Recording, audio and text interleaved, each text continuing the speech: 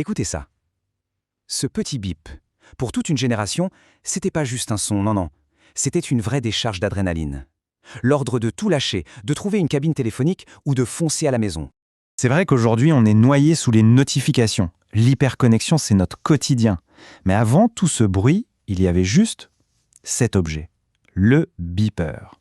Fin du XXe siècle, si on avait ce petit boîtier à la ceinture, ça voulait dire quelque chose. On était quelqu'un d'important.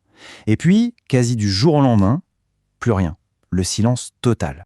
Alors la question qu'on se pose aujourd'hui, c'est comment une technologie qui paraissait indestructible a pu être balayée aussi violemment, aussi vite. C'est ce qu'on va voir ensemble. On va creuser un peu l'histoire de cet objet pour comprendre son ascension fulgurante et sa chute encore plus spectaculaire. Allez, c'est parti. Et pour bien comprendre pourquoi il a disparu, il faut d'abord comprendre pourquoi il était si génial. Et son génie, en fait, ça tenait à une idée toute simple, mais vraiment révolutionnaire à l'époque. Voilà le cœur du sujet, la communication unidirectionnelle. Ça veut dire quoi ? Eh bien, c'est un appareil qui ne fait qu'une chose, écouter. Il ne parle jamais. Nos smartphones, eux, ils passent leur temps à bavarder avec les antennes relais, à envoyer et à recevoir. C'est un dialogue constant. Le beeper, lui, il était juste là, en mode écoute. Il recevait, c'est tout. Et cette simplicité, cette passivité, c'était ça sa superpuissance. Et la conséquence de ça, elle est juste hallucinante. Avec une seule petite pile AA, une pile bâton, le beeper tenait des mois. Je ne sais pas si on se rend compte. Des mois. Fini le stress de la recharge tous les soirs. On l'oubliait à sa ceinture.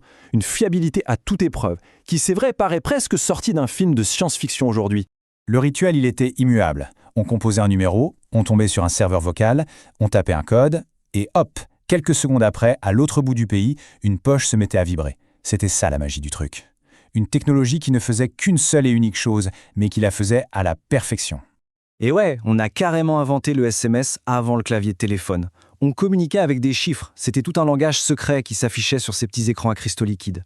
Un 121 pour dire je t'aime, un 911 pour une urgence, c'était une sorte de proto-langage SMS, bien avant nos emojis. Ok, donc on a compris le génie technique. Mais ce qui est encore plus fou, c'est comment ce petit objet a littéralement conquis la planète. Parce que le beeper, c'était bien plus qu'un simple gadget. C'était un vrai phénomène de société. Cette nouvelle liberté, c'était ça le truc. Ne plus être cloué à côté de son téléphone fixe, mais rester joignable pour ce qui comptait vraiment. Et peu importe comment on l'appelait à travers le monde, ce sentiment de liberté, lui, était absolument universel. Regardez un peu ce tour du monde.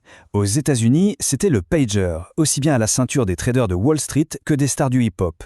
Au Japon, c'était le Pocket Bell, l'accessoire ultime des lycéens. Et chez nous, en Europe, eh bien on l'a connu sous les noms de Tattoo, Tam Tam en France ou Skyper en Allemagne.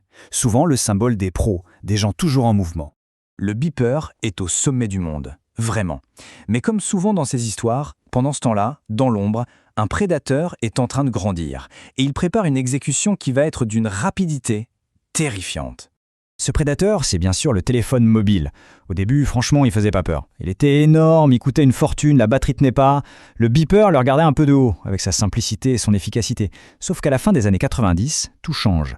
Le mobile devient petit, il apprend à gérer les messages, et surtout, il se dote d'une arme fatale. Et cette arme, c'est tout simplement la capacité de répondre, instantanément. À partir de là, le résultat était d'une brutalité sans nom. En quelques petites années, le marché s'est totalement effondré. Le tournant, il est là. Le monde ne voulait plus juste être alerté. Il voulait pouvoir discuter. C'est quand même un paradoxe incroyable. Sa plus grande force, cette communication à sens unique qui faisait tout son génie et sa fiabilité, eh bien, c'est devenu sa faille mortelle.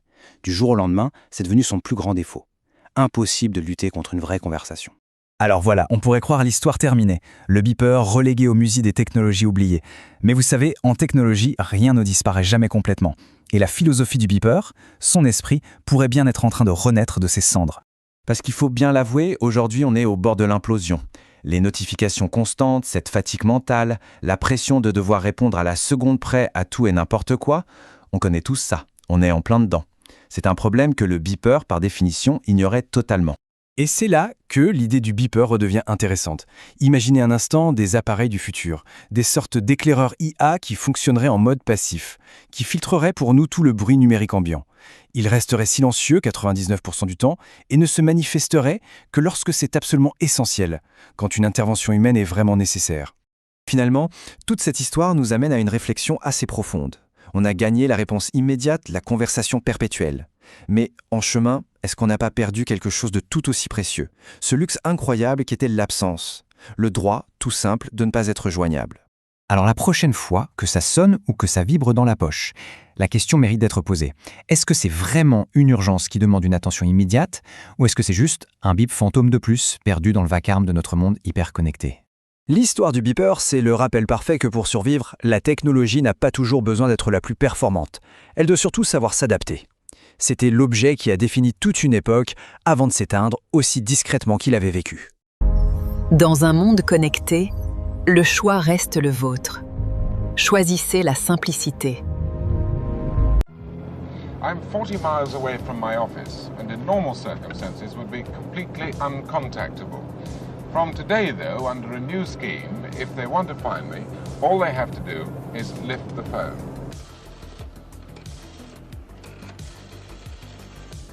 Your paging call has been accepted. Please replace your receiver now. Now that phone call will in fact, in a few seconds' time, activate my pocket radio pager. There it is. When I hear that, all I have to do is switch off and find the nearest phone box. Radio paging, as it's called, is controlled by this computer in Reading, which, complete with the paging units, cost £100,000.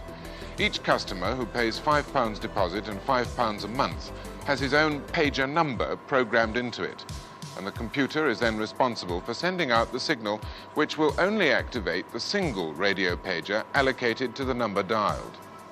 Initially, the scheme will only cover 500 square miles of the Thames Valley, but the Post Office says that if it's successful, it could well be extended to cover the whole of the country. The advantages of this are obvious, provided, of course, you're in range when the office wants to get hold of you. But there is one big disadvantage. That is that this little gadget can't tell you who is trying to get in touch with you.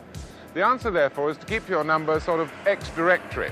Otherwise, you could well spend the rest of the day phoning others to find out who's phoning you.